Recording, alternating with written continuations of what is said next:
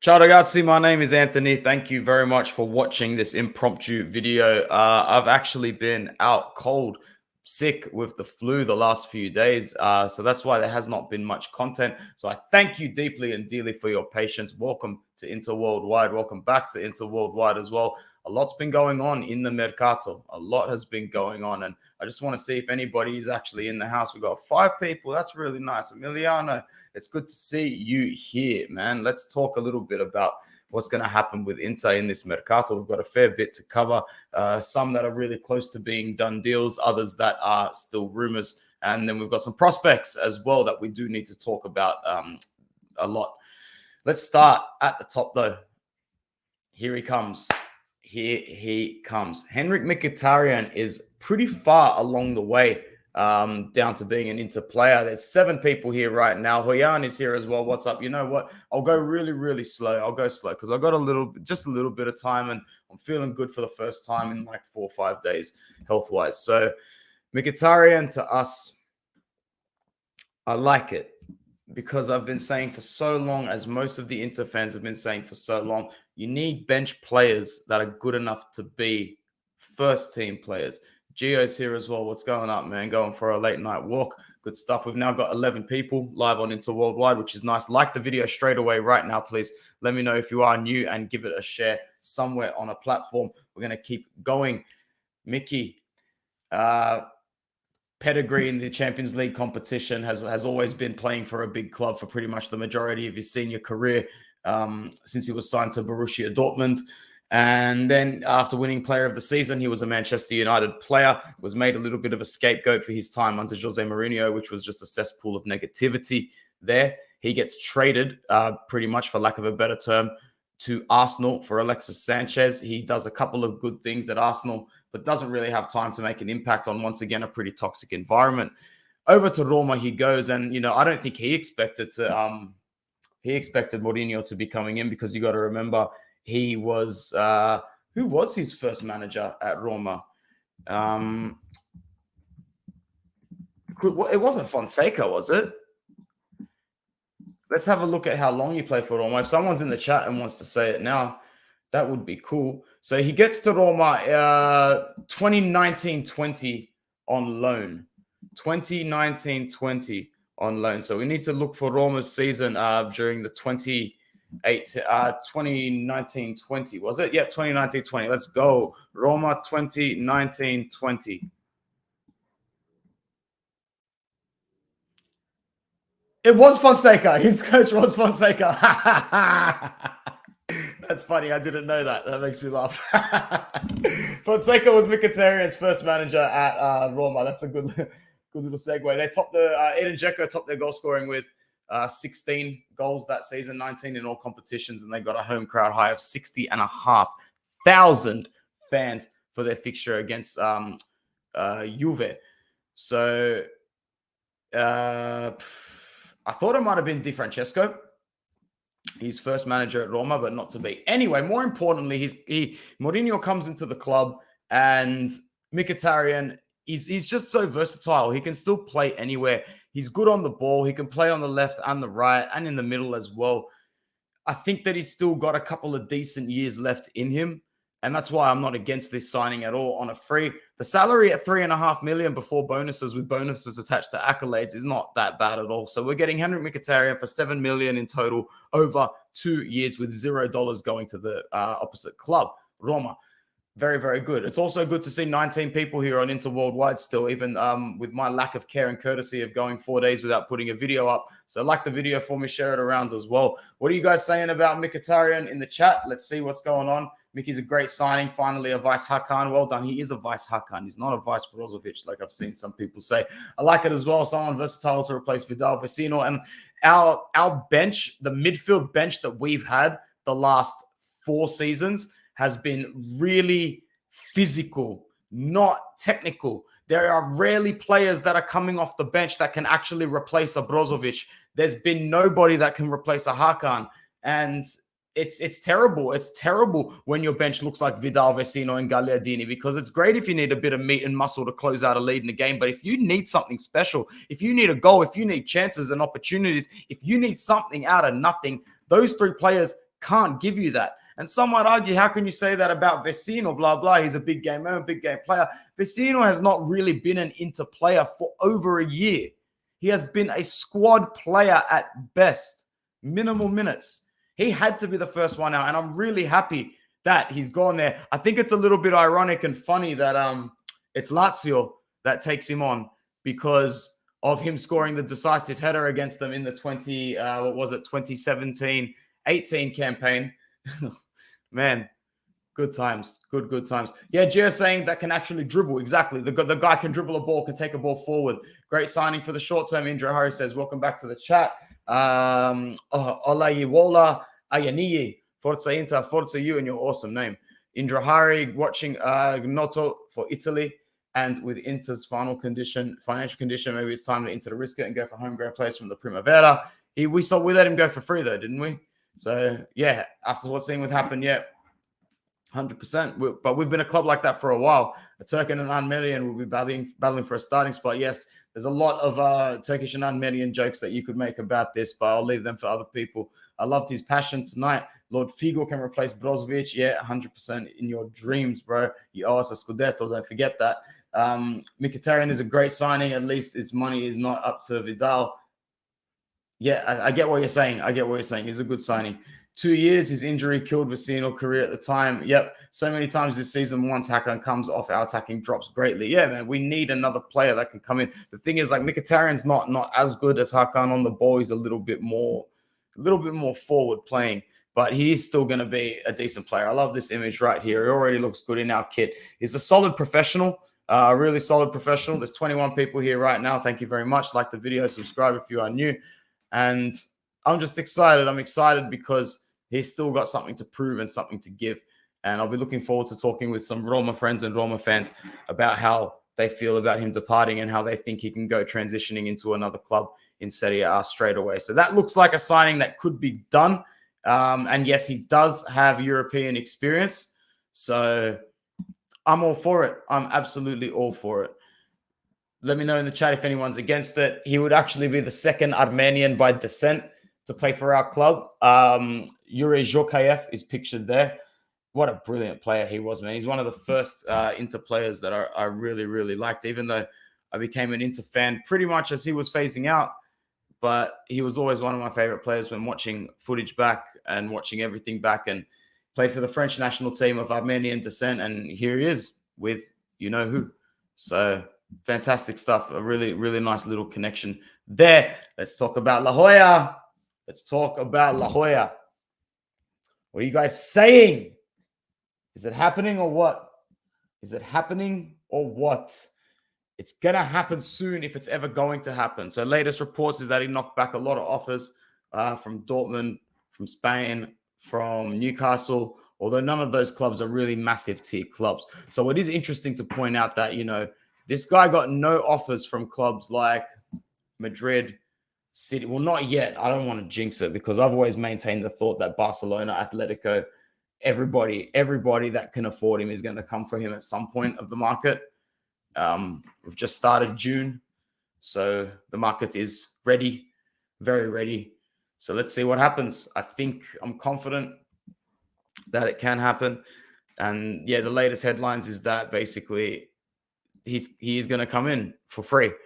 But I'm still very reserved about the whole thing because it wouldn't surprise me to see a deal like that fall through last minute. I still feel like there's an element of this particular transfer that's not exposed yet, if that makes sense. Lack of a better term, it's hard to explain. There's a part of this transfer that's keeping it back, and that something's not right, not 100% right.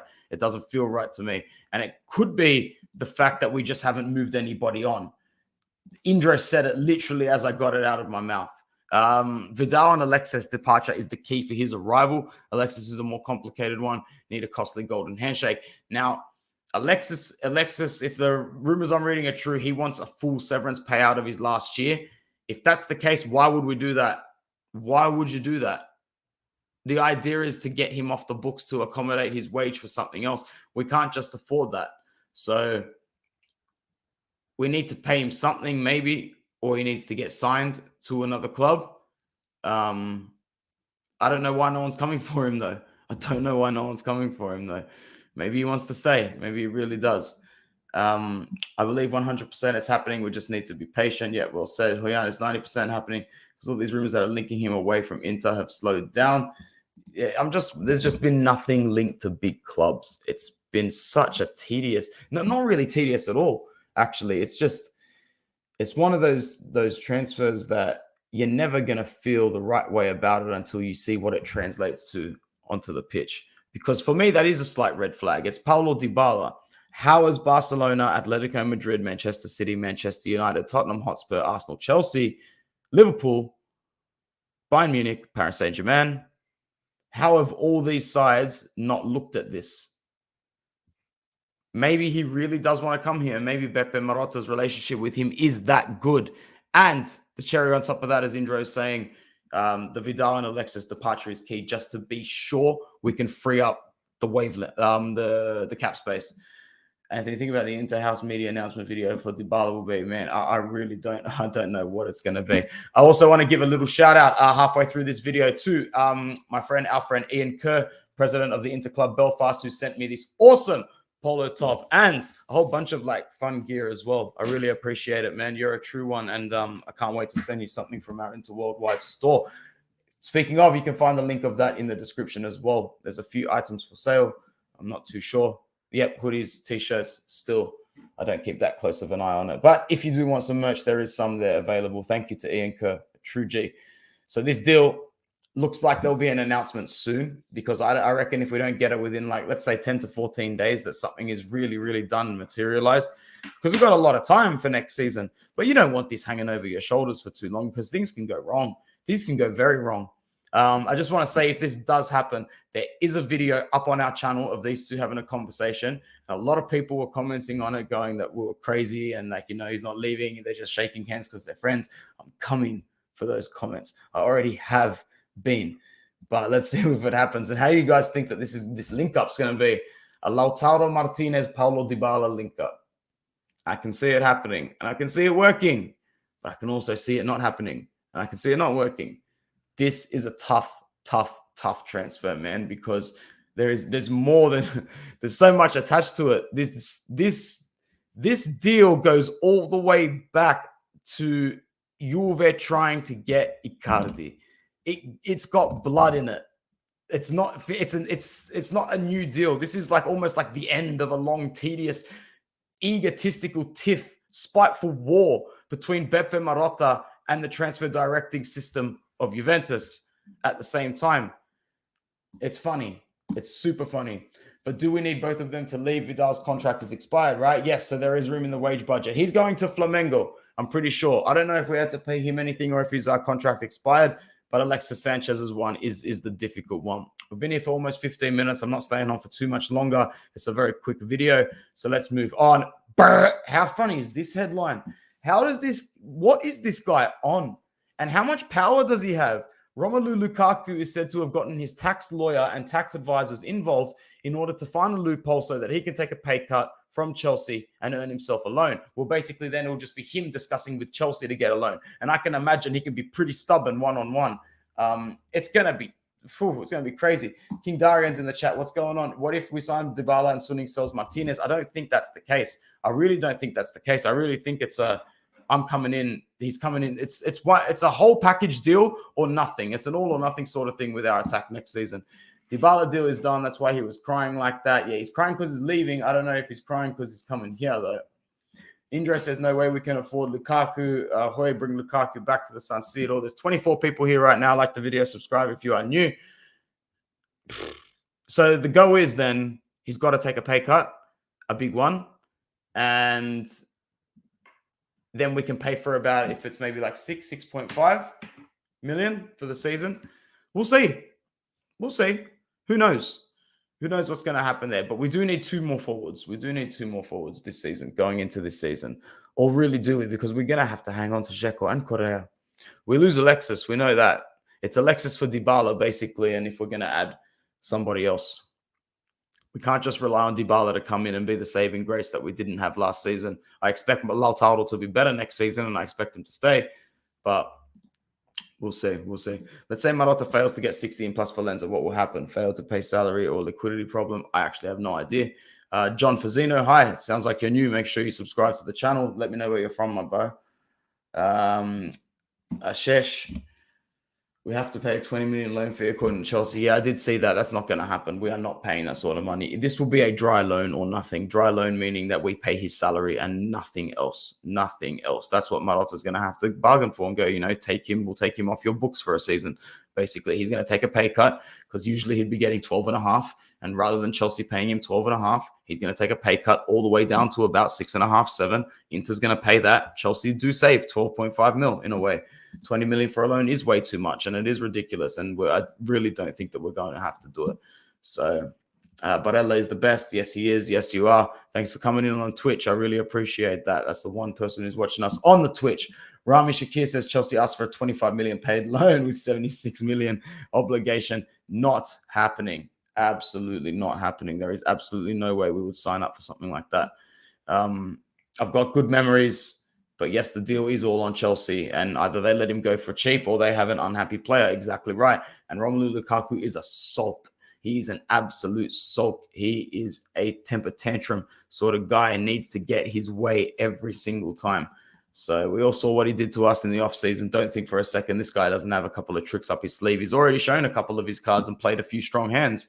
That getting your tax lawyers involved, big move. Big move. Let's talk about something a little bit more exciting, yeah? Young players. Good young prospects. Players that could be coming in. Bellanova for Cagliari is a player that's been on our radar for a little bit now. He's played 31 games and scored a goal for Cagliari this season. They have, of course, been relegated, but he is on loan from Bordeaux. Does he go back on loan to Bordeaux? I don't know, because he hasn't played there since 2019, which he only played one game. And I don't think there's anything in the Bordeaux in his blood that, he's just not going back. He's going to stay in Italy. And he's had a half-decent season. He really did have a half-decent season. He really showed some versatility, some strong play. He's very quick and offensive-minded.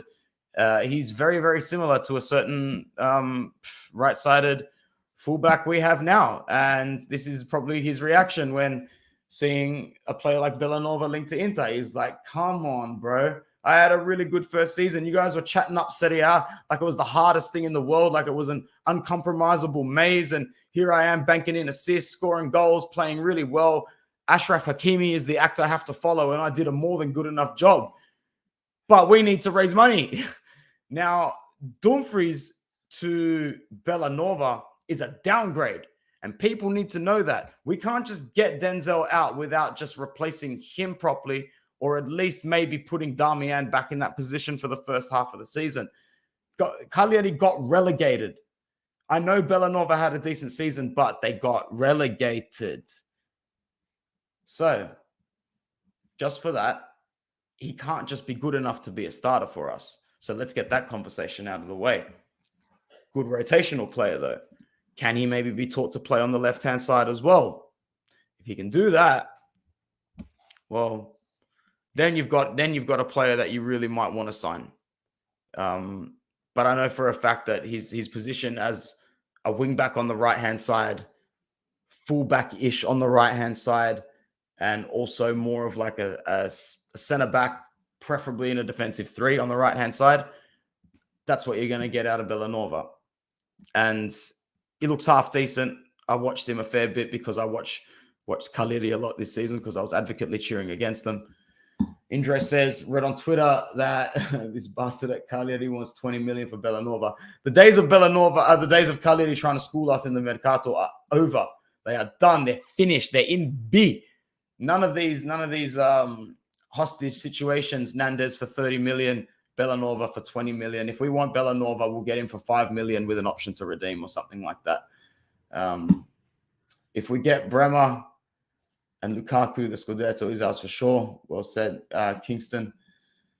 Emiliano asks, are you sunning out? Yes, I am. Because they're just, we're not making, I am for now. We'll see. I don't like to get on that bandwagon too much. I just like to critique each move as it comes. We're going to get Dybala. I think most people here hope so. Udogie for Udinese is the real deal. Yeah, he's coming up. He's coming up in this slideshow as well. Bordeaux also got relegated. That's right. Bordeaux also got relegated. Jesus. They'll need some dough. All right. But how can Cagliari be asking 20 million for this guy if he's owned by Bordeaux? So someone here's got their facts wrong, and it might be me. But Cagliari can't be asking for money unless... Okay, so he joined on a loan with an option to buy. So that means Cagliari will want to buy him for whatever it is, something small, probably something like around 5 to 7 million, and then they want to slap 20 on top of that, or they want to... Yeah, I get it. I get what's going on here. There's some shiftiness. Zarok is in the house. Hi, how you doing, man? Good to see you here. Inter, please don't sell Dumfries. At least keep him for one more season. We should get Emerson Palmieri. Negative. None of that. High wages, shit form. None of that. I don't get it what he's doing. We couldn't keep Cancelo, then Hakimi, and now Dumfries. I don't know, man. I don't know. It's looking bleak. It's looking bleak. Understanding there's no light at the end of the tunnel. Exactly. Bellanova is owned by Cagliari, not Bordeaux now. Good stuff. Thank you so much, Indra. Cagliari sign. So let's have a look. Let's have a little bit of a cross-reference. Yes. They have signed him from Bordeaux. They signed him late last year. So he's been on our radar and he's been on Juve's radar for a while as well. There's 26 people here now. That's great. Like the video. Let me know if you are new, especially. Here is Andrea Cambiaso of Genoa, who, like the theme of today seems to be, also got relegated this season. 26 games in the league, a goal, 2 games in the Coppa Italia as well. Plays as a fullback and played pretty much the whole season for Genoa. He had a couple of loans in between to Alessandria and Empoli last season as well. He's not too bad. I have a feeling that the only reason we're even remotely linked with this guy is because of the last name. Cambiaso, obviously. And he just has no experience. He's just got no experience beside this season in Genoa. He scored against Napoli, but they lost that game. That's out of the 3 younger fullbacks that we're about to talk about. This is the one that I want the least in Serie A. He's just not up to it. He's just not up to it, in my opinion, and I don't think he is going to be up to it at all. Brother Mo's in the house. Emerson Royale is way worse than Dumfries. Dumfries is good for now. It just depends on how much plus Valenza there's going to be going into this market. We only bought Denzel for 12.5 million. I think 15 after bonuses. If someone comes along with a 35, 40 million offer, well, geez, we didn't expect that much plus Valenza to pretty much break the threshold that we need. I love this shopping from relegated teams. Exactly, bro. That's something that we need to think about. Like, how good are these guys? I get it. They are good prospects, but we're shopping around for relegation fodder. Come on. Destiny Udogie. I don't know how to say his name. I'm sorry if I pronounced it wrong. He's still owned by Hellas Verona. Now, he's had a good season at Udinese. Really likes to look for a goal, this guy. 5 goals this season. He's Italian as well. He's made his debut for the Italy under 2021s last season as well. He played 4 games for them. So he's gotten a few good games under his belt now. He's strong. I remember every time I was watching Udinese this season, he was standing out as a quality player. Out of the 3, I'll take thee. And I think this guy would be a fantastic rotational player on the left for Gosens, because there could be a situation where Gosens just ain't right. I have a feeling this guy can adapt and play elsewhere on the pitch as well. So yes, Omar, we are going to miss out on Kostic for 10 to 12 million. I know that the Kostic agenda has been strong on this channel at times. I'm disappointed because for that price, we probably should have gone for him. I have a feeling that maybe the Perisic negotiations fell through at a time where we didn't expect it, and Kostic was already too far along negotiating with Juve. If we can snake Juve at the end for Kostic, well, there's a whole different video just surrounding Kostic that would have to come out. But for now, it looks like he's going to be a Juve player, so he's not included here. My concerns now is that we will not get Bremer and he goes to AC instead. Yeah, facts. I'm very concerned that Bremer's not gonna come here now because it's taking a long time to wrap up this deal. I'm sick of these magic handshakes, and if we do miss out on him, it's pretty much, well, I've said it before. If we sign Bremer, you're automatically Scudetto contenders once again, regardless of what else happens in the market. Destiny isn't moving. Udinese want too much. I think so. I was going to think maybe a loan with an option or a loan with an obligation, but it is a little bit more unrealistic than the other two. He's just had such a decent season. I read Inter can't afford 10 million for Kostic. I read that too. If that's the case, man, then, you know, we already know that the situation's really bad and we need to cash in. So there's a long way to go in this market. There's still 7 weeks to go in this market now, and it's going to be a long one for us. You think you've had painful mercatos before, this will be up there. This will be up there with the painful ones. The other alternatives, in my opinion, is go for players who need to play World Cup year and try to get a loan. For example, Ceballos. Yeah, decent logic applied there. Kostic agenda all the way. I don't think Juve get him, hopefully. I've just been reading that he's pretty far on. So if Juve don't get him, I'll be pretty happy, because I really don't want to miss out on that guy.